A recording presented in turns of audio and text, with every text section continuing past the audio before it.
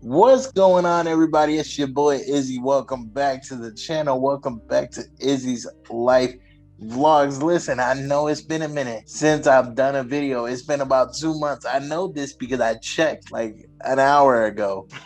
Because of that, I called my boy, Legendary the Poet over there. Say what's up, brother.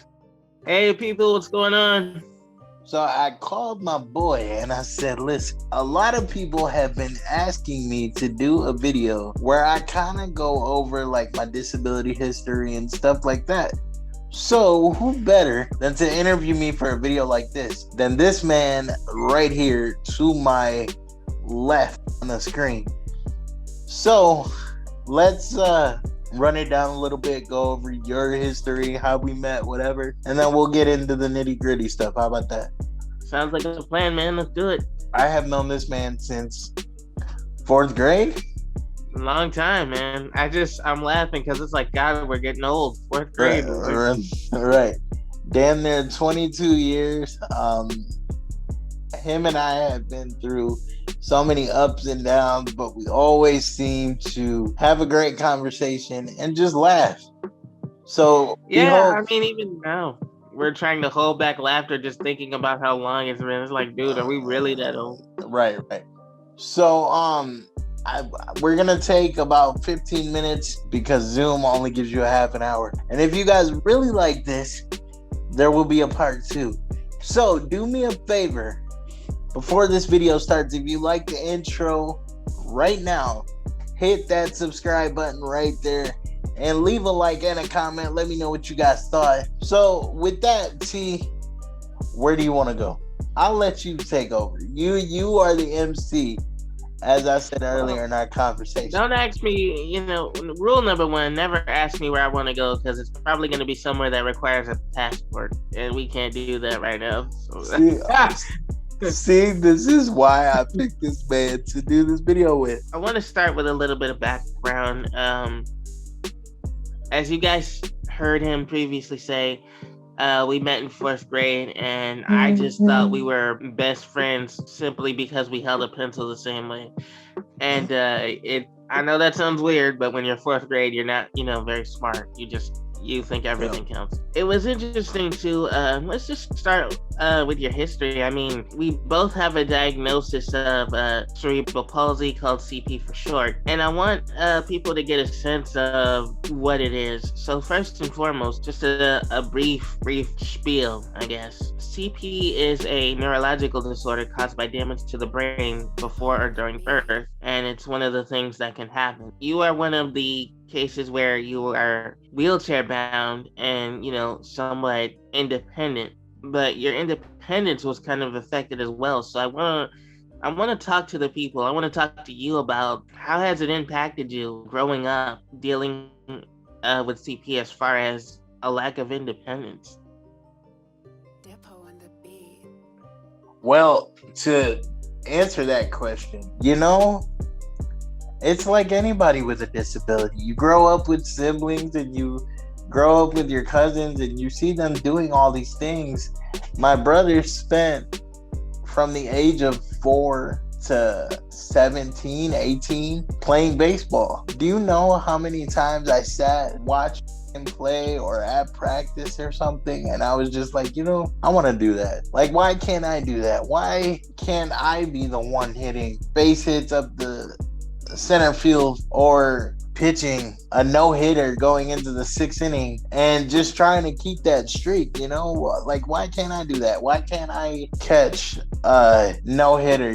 But at the same time, I've always said, and T, I know you and I have had this conversation many times, I don't think I would change my life at all. I mean, yeah, I dream about it, and yeah, I sit here and say, what if, you know what I mean? But at the end of the day, I don't think I would change my life, because then if I did that, I wouldn't be who I am.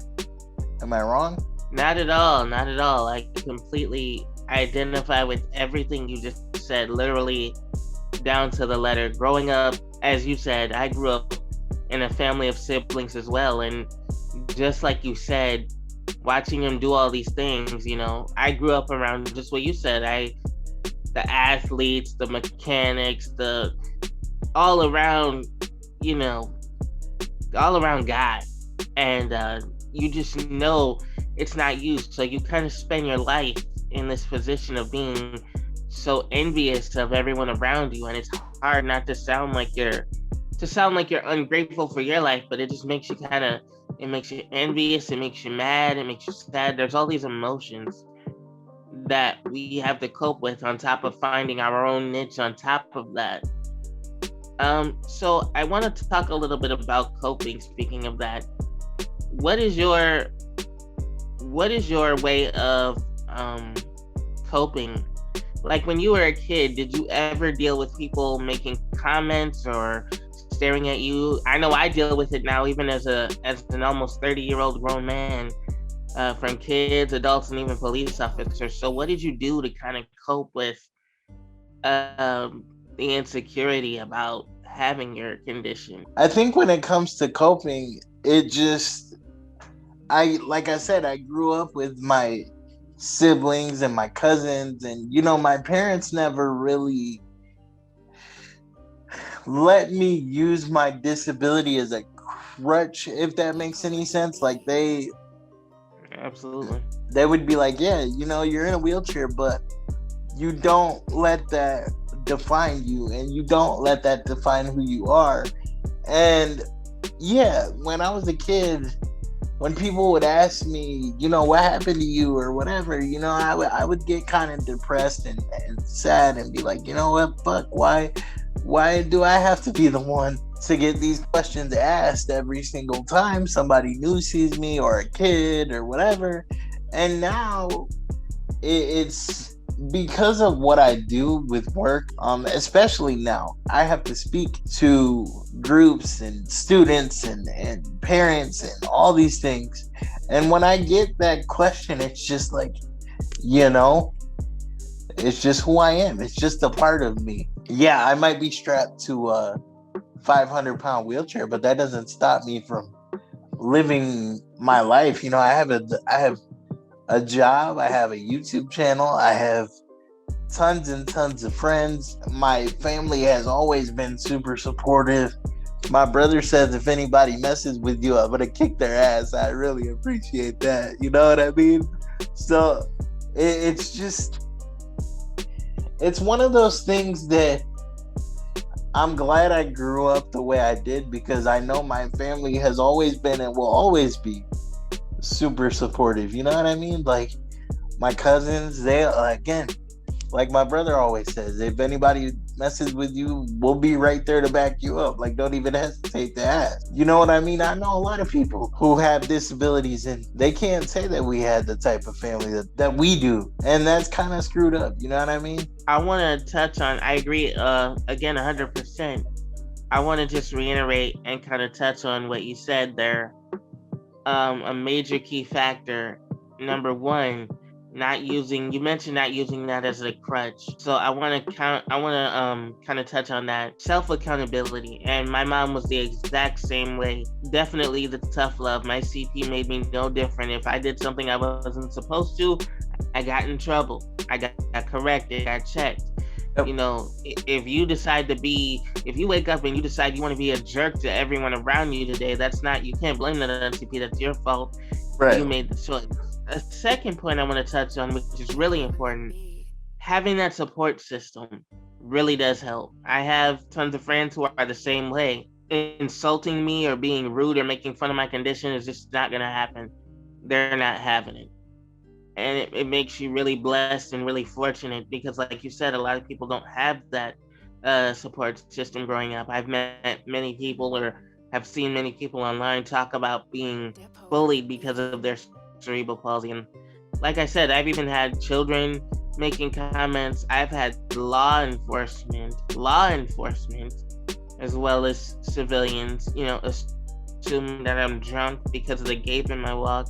I definitely understand the struggle. You touched on YouTube a little bit. Izzy's Life Vlogs. Again, hit that subscribe button, hit that like button, ring that bell, get those notifications in, where you will find some amazing content on this man's life.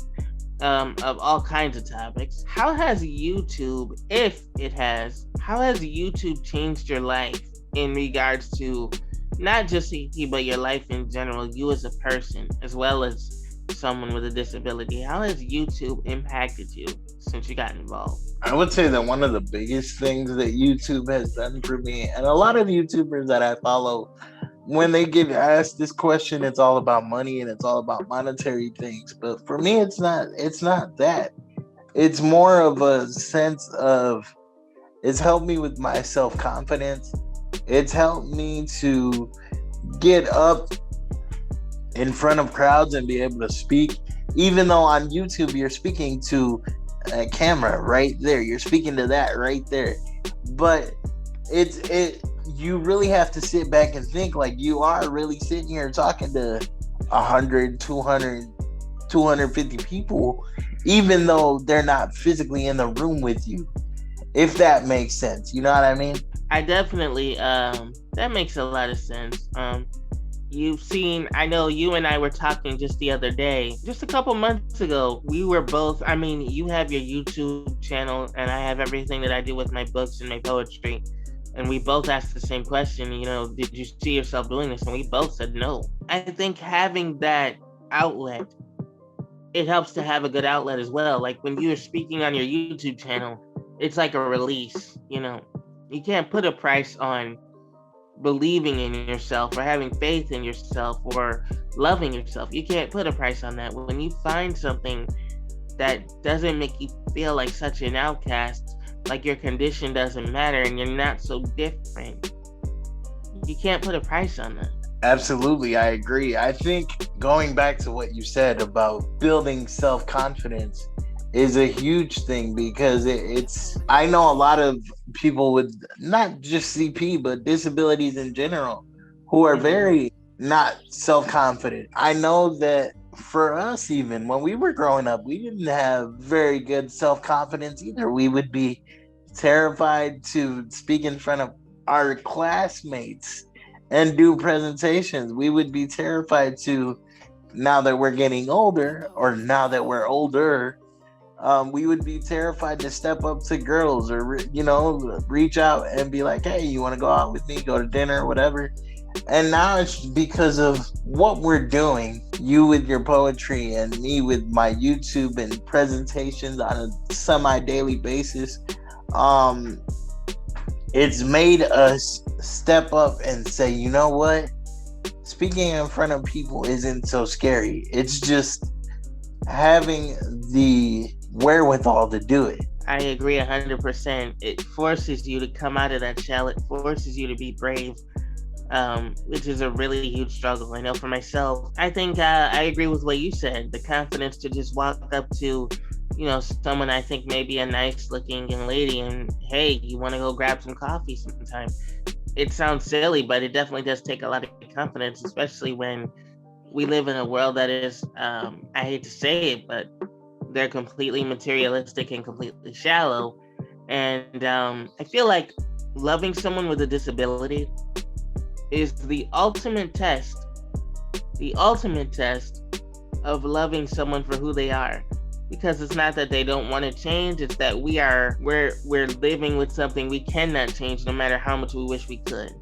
So it's kind of like that old school R&B group, the Dramatics. What you see is what you get. It's a luck of the draw, is you is or is you ain't. And I know for us, there's no changing CP. We're gonna have it until we are no longer on this earth. And so every day is just a fight to be brave, a fight to keep pushing. So I want to also ask, poetry has done that for me, and I know you said that it helped you build up confidence.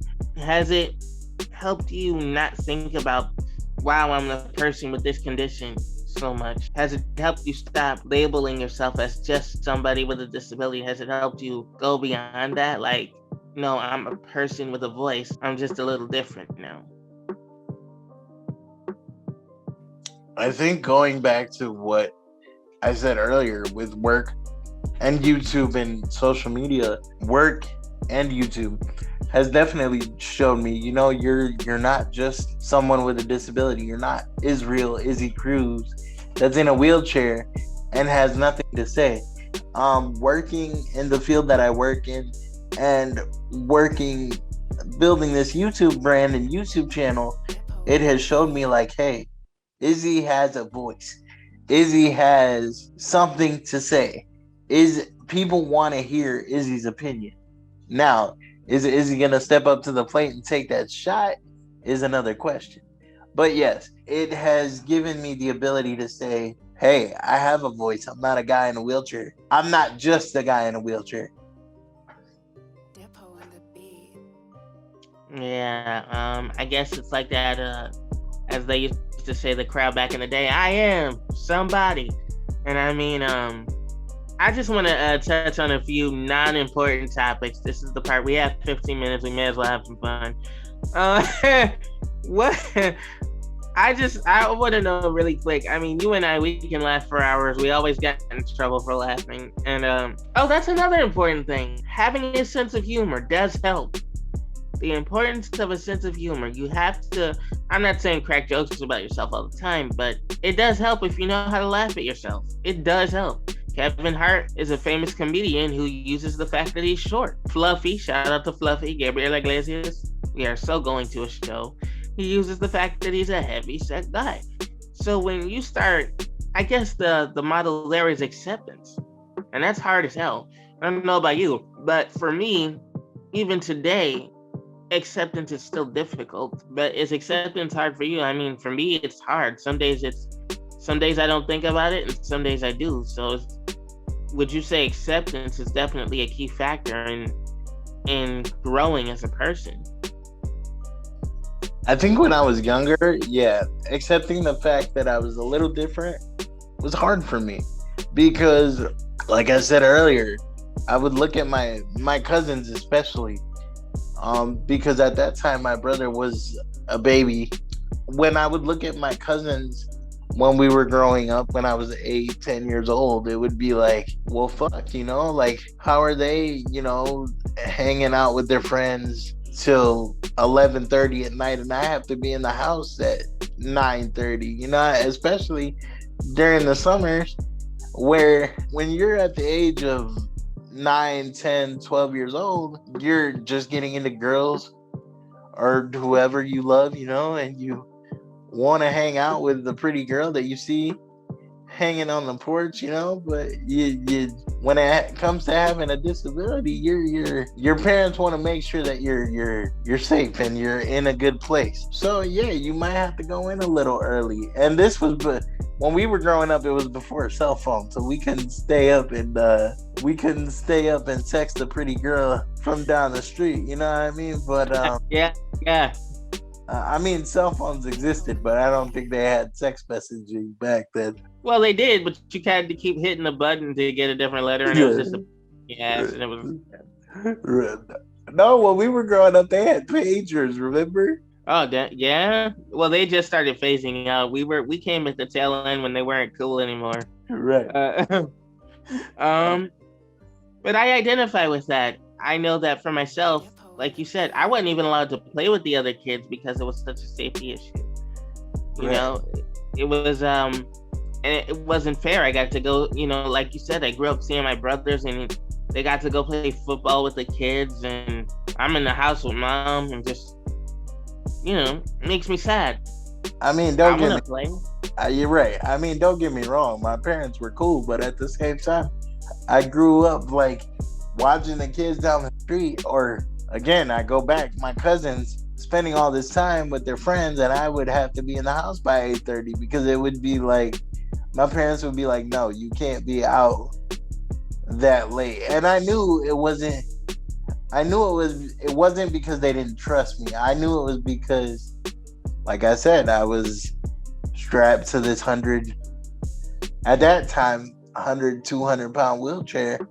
And they wanted me to be safe, which I understand. If I had a kid at that age and being with a disability, I would make sure that they were safe at certain ages at night. But now I'm about to be 30 and I can get home from work. If it's a nice day, I'll take my chair and I'll go right up to Elma. T knows. T just saw me at where were we, on Hurdle? the other day. He Oh was like, yeah, the laundromat on Hurdle. I was washing my laundry. It was laundry day, and Izzy goes, he's like, "Where are you?" And I'm like, "I'm at the laundromat on Hurdle. I'm gonna be there in a second." And sure enough, across the street, I look out the window, and this guy is just a rooming along. yeah, And with all due respect, he is not hard to miss. I mean, he's just you see this guy rooming along, and it's awesome. And even growing up, like you said, I never even played with the kids at all because of the safety issues. Like learning to cook, I didn't learn, not because I was lazy. My mom, the last thing I need is you falling with a pot of hot water, yeah, and yeah. so as a result, I stayed away from the stove, and I mean, it's not like she was wrong, she was right. And so I know, for me, it just was like, and I want to point this out because we have a lot of people that think we live these, oh, you were very sheltered. Let me explain something really quick. We were not sheltered. Sheltered ain't the word, baby. Dude, the things that have happened to guys like us don't happen to people who are sheltered. You understand? Because Izzy knows, I'm not going to get into it on here, but he knows very well I've been through some things. And the things that he and I have endured, they don't happen to some people. So let's just get that out the way. But speaking of shelter, I want to send a fine shout out, if we can, to all the good folks of School 84. We cannot leave this video talking about people without disabilities without shouting them out because they have been very instrumental. And one specific person who I'm going to send this video to when it's done, I got to give a shout out to, well, actually, two people. Mrs. Farrell, she was our guidance counselor back in the day when we were at school, and Mrs. Gomer, for sure. That was like mom right there, we left home and our parents would not be concerned, but they would always be happy because they would know that we were safe. Miss Gomer was someone who, she was a great teacher. She knew how to handle people with disabilities. Trust us when we tell you that lady didn't take no crap from nobody. She didn't care. Oh man, let me tell you, man. Talk about a drill sergeant. I mean, she just talk about tough love. All she had to do was look at you, and it was like those green eyes were looking through your soul. And God help you, right? And I was guilty of this on a many occasion. God help you if you didn't do your homework. You just got the grimace of shame. I remember I was updating her on the progress of another student. I had nothing to do with it. And she just looked at me with this leering thing. And it was just like, what did I do? Like, I mean, she was so scary that even when she was trying to be nice, you're just like, what? Right. But I also want to shout her out because it was her English class. I had always been writing, but it was her English class to where I really did start getting into poetry and started taking it more seriously. I went from this guy getting his poetry typed up, handing it around the school, to now I'm performing spoken word and I'm a self-published author. And I have to tell you, if you would have told me that I could do that back in 8th grade or 9th grade, I'd have told you in the most disrespectful, unpleasant way possible. No. So it's just amazing to have. Also, shout out to Mrs. Weber. Shout out to you, Mrs. Angela Weber. We love you. Oh, and there's one more teacher we can't forget. My very first teacher at School 84, Mrs. Martin. Yep.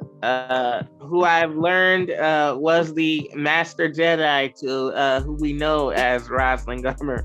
I think she low-key got us prepared for Miss Gomer, and we didn't even know it. I mean, like, when I found out those two were master and student, it was like, really? Are you kidding me?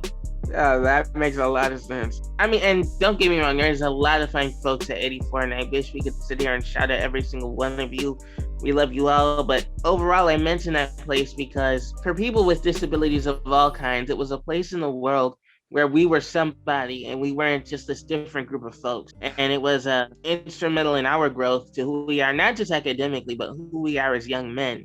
Yeah. That tough love and helping you develop that attitude, because the world's not going to be easy on you. But it wasn't just about being tough on us. It was showing you that you are worthy of being loved. You are worthy of being respected.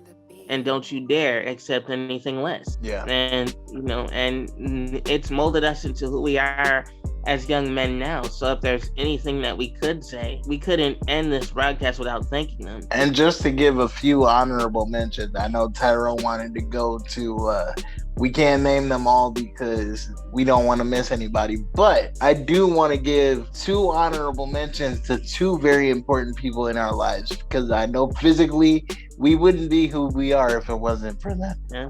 Miss Karen Taylor, and Carol Scott for sure.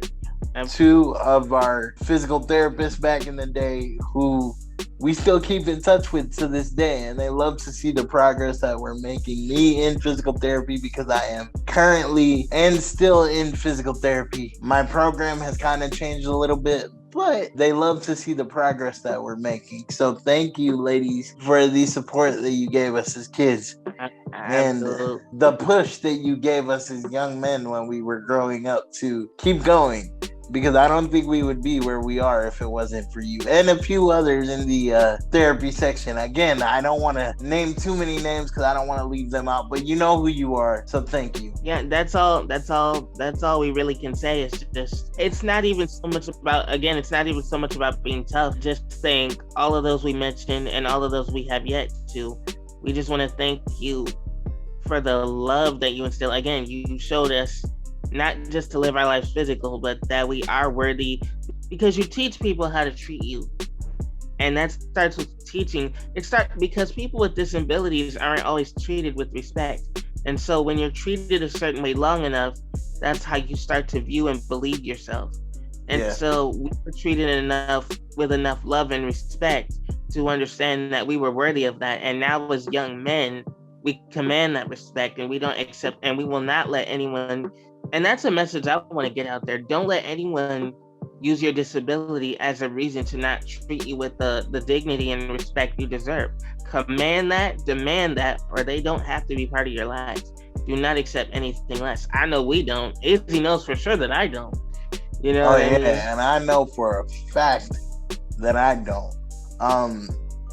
You know, I don't know about you, T, because your life is a little bit different than mine, but when I come across, especially now, when I come across good therapists or when I come across good people in my life, good staff, good friends, I don't really like to let them go because you build a bond with certain people.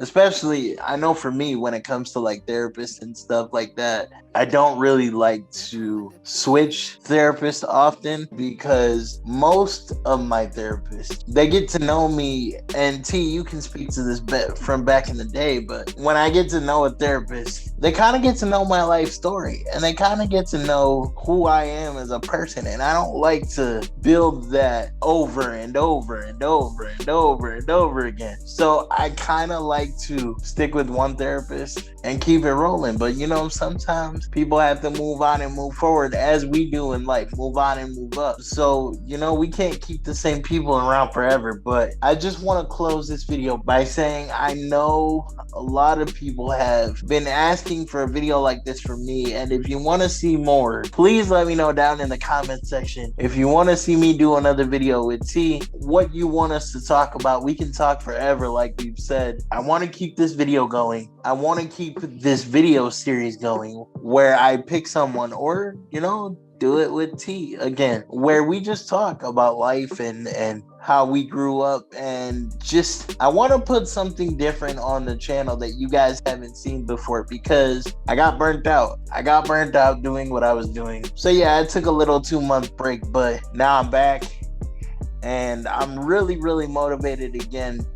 And as soon as the weather breaks, I mean, it's getting decent, but if you guys live in the Buffalo area or even in the Northeast, you know how unpredictable the weather can be. It can be sunny and 70 one minute, and then the next minute it can be 30 and snowing. So this is the city of all 4 seasons. You need a raincoat, a pair of shorts, a pair of boots, all at the same time. Yeah. And before we end, I just want to say quickly to everybody out there, Izzy with YouTube, myself with poetry. It's always good to have an outlet. Don't be afraid. Your disability will not stop you from finding one. We have found one, and you can find one as well. Find something that you're passionate about, just let it out. Izzy lets it out in his videos. I let it out in my performances with my books. Pick up that pen, pick up that bass, pick up whatever it is that you're passionate about and run with it. Run with it. Run with it like a running back down the field. We'll get into that later. Just take care of yourself, man. So we live in a big time where everyone's talking about self-care and all this. Well, this is part of self-care, making sure that you find that outlet, find that vice that is a positive one that's not hurting anyone else, and make sure that you pursue that with everything you got. And you just heard Izzy say that, he got a little burned out and he's been gone for 2 months, but now he's back. So you guys are going to have all kinds of fresh content. So make sure you link. And if you really want to support, make sure you support Izzy, but also go to your local organizations. Go to United CP, go to Aspire Western New York. Google knows everything. You've got the technology. Reach out to those organizations and don't show love just by liking and subscribing. Show love by being the difference, because we were not the first, and we're certainly not going to be the last generation of people with CP or disabilities in general. So do your part, not just by liking and subscribing and sharing, but by finding ways to help. Make the effort. As you got to be the change you want to see in the world. And if you don't, Miss Garmer's going to fail you big time. And tell everyone. So yeah, with that, I'm going to turn it back to Izzy, but I wanted to put that out there. With that, listen. Hey, I just want to clear this up. For once, it is not my dog in the background that is barking.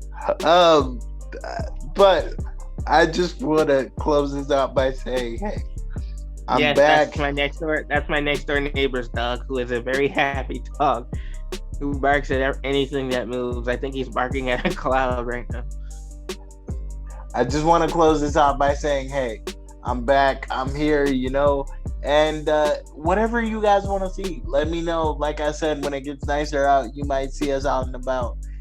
Canal Side is going to be jumping soon now that it's starting to open up again. So we are going to be down there very much so. And yeah, guys, with that, I'm going to close it out just by saying, stay positive, stay up. You guys know the drill. And I'll be back with another one soon. Peace.